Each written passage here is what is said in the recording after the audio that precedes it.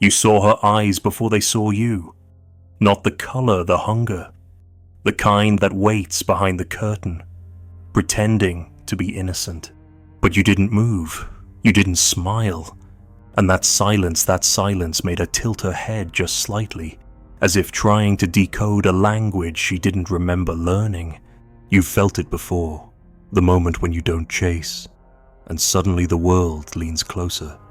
A dog doesn't worship the one who feeds it. It worships the one who withholds the leash. It worships the one who withholds the leash.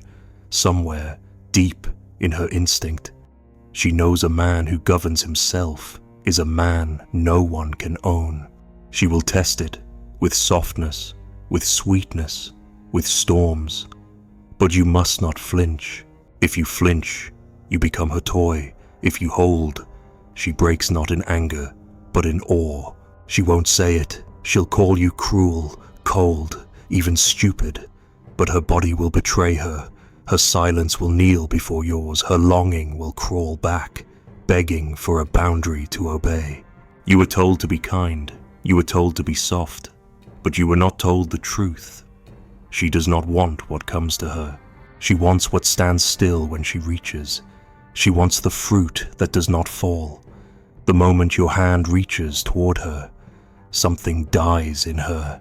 She may smile, she may play the game of interest, but deep beneath the performance, her blood knows. Her instincts recoil from eagerness, not because she is cruel, not because she is manipulative, but because desire does not flow toward warmth. It flows toward power, and power is cold, distant, watching. You are not meant to run to her. You are meant to be the tree that bears fruit but does not bend. The tree that stands while seasons change. She circles it. She throws stones at it.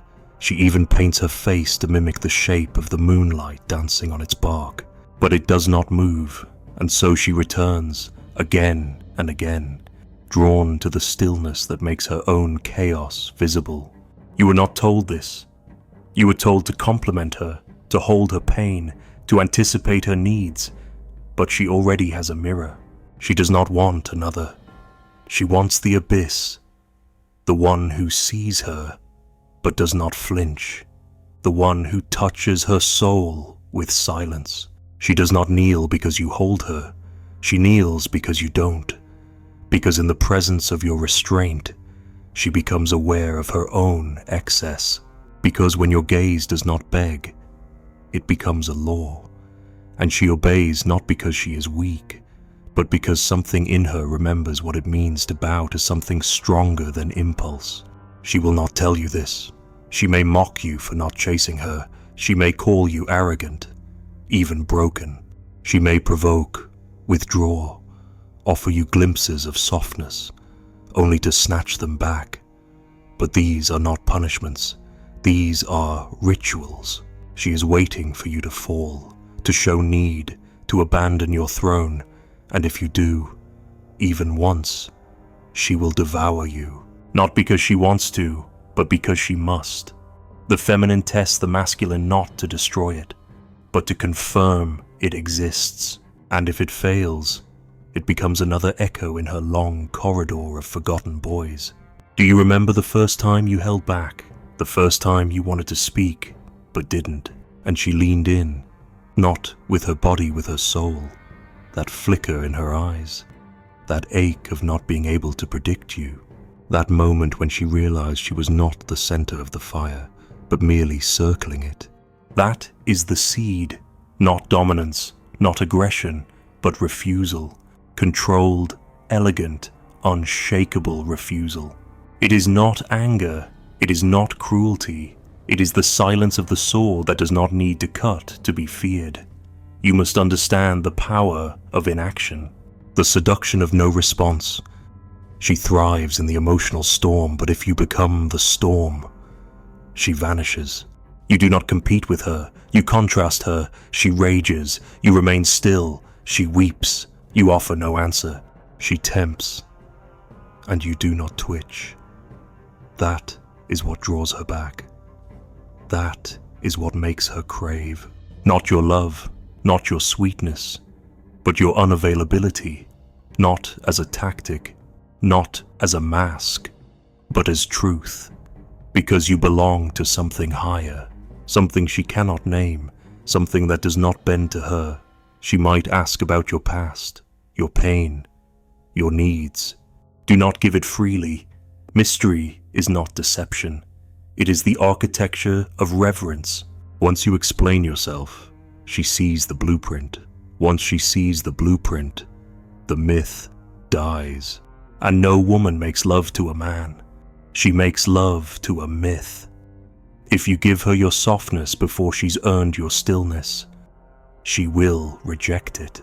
She will feel disgust not with you, but with herself, because you offered her the throne and she did not want it. She wanted to bow, and you stole that from her. There is no cruelty in restraint. There is cruelty in surrendering your strength for approval. There is cruelty in offering everything, only to be despised for it. This is the paradox.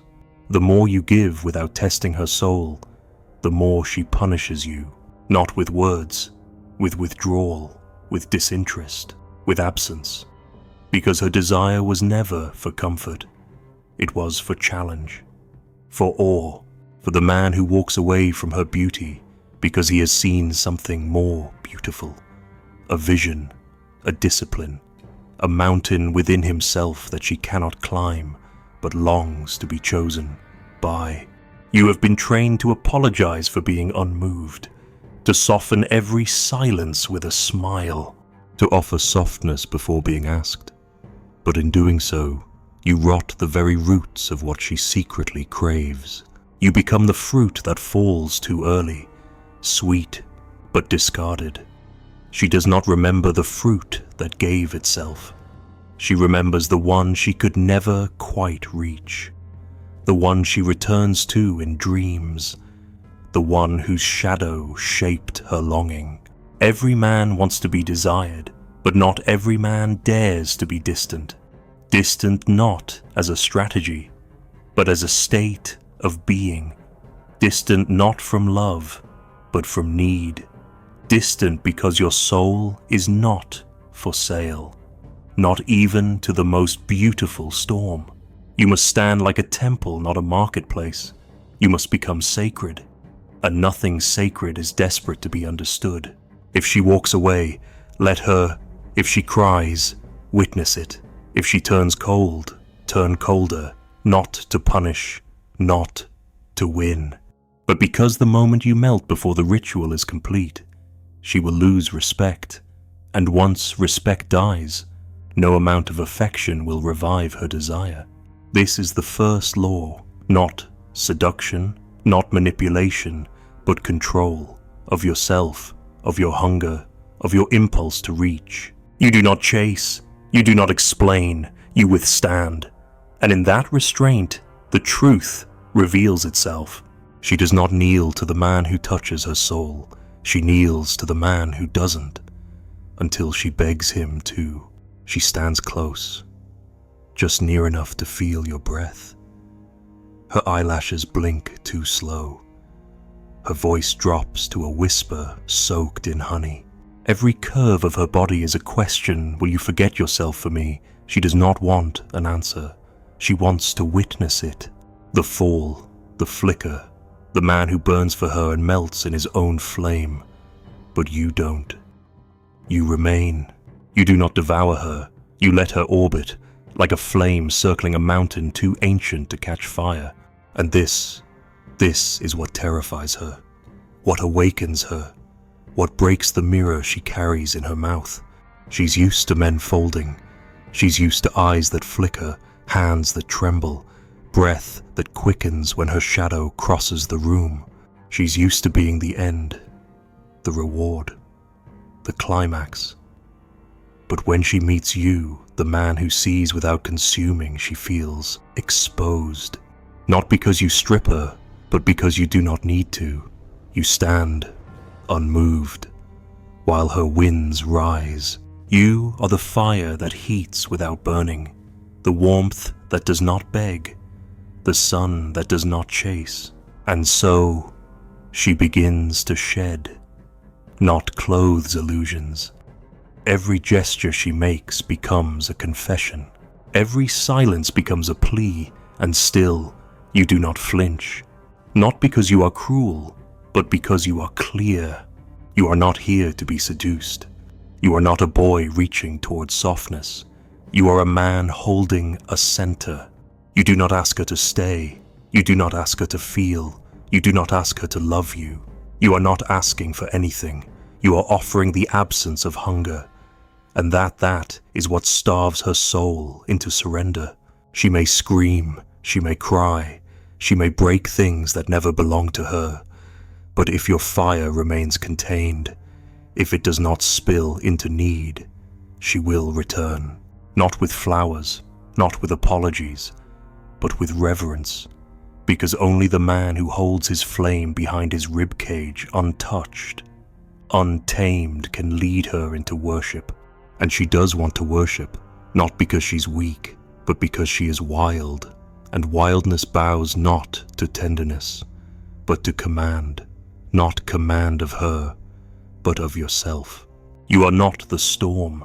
You are the eye. You are the fixed point around which she spins, testing her limits, tracing her shape, looking for the walls that will hold her chaos without drowning in it. If you give her control, she loses herself. If you try to control her, she revolts. But if you hold your fire, if you remain lit yet untouched, she will find peace in the heat of your restraint. Not your violence, not your distance, but your unwavering center. This is not about playing hard to get. This is not a performance. This is the death of performance. This is what remains when all need has been crucified. When you can sit beside her beauty, her ache, her fury, and not be moved unless you choose to be. The man who chooses not to act, he is the one she cannot replace. Because every other man broke at the touch of her flame. You did not. She wants to see your pain, not because she cares, but because it gives her power. She wants to know where you break, so she can own it. But when she searches your face and finds no desperation, only depth, when your silence speaks louder than her screams, she begins to doubt herself. And in that doubt, she is reborn, because you did not try to fix her, because you did not explain yourself, because you remained vertical while she dissolved. There is no map for this, no script, only presence. She does not want the man who promises her the world. She wants the man who withholds it not out of cruelty, but out of clarity. She wants to be told no. She wants to be stopped, held in place, frozen in her dance. Not forever, just long enough to remember she is not the one in control. Just long enough to feel the edge of something larger than her emotions. Every time you do not react, you become that edge. Every time you stay silent while she performs her chaos, you deepen her hunger, not for your body, but for your command. The command that says, I will not move for you. I will not break for you. I will not burn for you. I will only burn within myself. And if you want warmth, you must earn it. Do you understand what it means to be her temple, not her toy? Not her savior, her temple, the place she cannot defile, the space that holds without asking, the fire that gives light, but not permission. This is the sacred masculine, not what sings, what stands. You have spent years apologizing for your power. You were taught that to be still is to be cold, that to not melt at her touch is to be heartless, that to walk away is to be cruel. But the truth is far older than your conditioning. The man who bleeds too quickly becomes a wound she can never heal. The man who smiles too soon becomes a clown in her theater. The man who loves before he is loved becomes a servant to her drama. But you are different. You contain your fire. You guard your center. You let her approach, but never cross. And in this refusal, she finds the paradox her soul has longed for, to be safe inside a danger she cannot command. She will call it mysterious. She will say she doesn't understand why she's thinking of you, why her body responds when her mind protests. But you know that it is not charm that binds her, it is gravity, the kind that does not shout, the kind that pulls. Be that pull. Be that law. Do not speak more than needed. Do not text her when she's distant. Do not reassure when she grows cold. Let her wonder. Let her wait. A woman who does not wait cannot value. A woman who does not kneel cannot rise. You are not depriving her. You are allowing her to awaken. And what she will awaken to is not your attention. It is your discipline, your refusal to be a toy, your refusal to be consumed, your refusal to give the flame that has not been earned. This is not about playing games. This is about restoring ritual. If she does not want a man, she cannot move. She is not ready. If she mocks your silence, she fears it. If she leaves, let her. If she stays, never let her forget that your fire is yours, not hers to play with, not hers to extinguish, not hers to command. Let her feel it. Let her circle it. Let her fall asleep wanting it, but do not give it, unless she has bled for it, unless she has waited, unless she has knelt. You are the fire. She is the wind. She tests. You remain. And in remaining, you become the God she did not believe in until now. You will notice it first, not in her voice, but in her silence. It will not be the angry silence of rejection, nor the cold silence of disinterest. It will be the silence of reflection the moment her gaze no longer tries to control you, but begins to wonder what you are. She will sit quieter. She will dress differently. She will speak without ornaments, because something in her is watching itself through you, and it cannot look away. You are no longer a man in her story. You have become a mirror, not one she can decorate, not one she can crack, but a mirror so still, so unforgiving. It forces her to see the mask slipping from her own face. She will try to resist it. She will joke. She will pretend. She will play the old roles, the tempting girl, the wounded lover, the distant queen. But none of it will move you. And this, more than anything, will unravel her. Not because you are cruel, but because your refusal to bend shows her how much bending she has done. Your unbroken presence does not shame her. It reveals her fractures. And unlike every man before you, you offer her no comfort for those fractures, no praise for her beauty, no reward for her submission, only the mirror, unshakable, cold, devoutly silent. You must not speak, you must not console. The moment you explain, the mirror fogs. The moment you reassure, the mirror softens, and she will slip back into forgetting, into pretending, into the dance where she leads. But you are not here to dance. You are here to see, and what you see must remain unseen by words. You see her pride, her fear, her shame, her confusion. You see the little girl beneath the woman's voice. You see the priestess buried in the performer. And if you speak too soon, she will flee not from you, but from herself. She does not know this. She thinks she wants romance.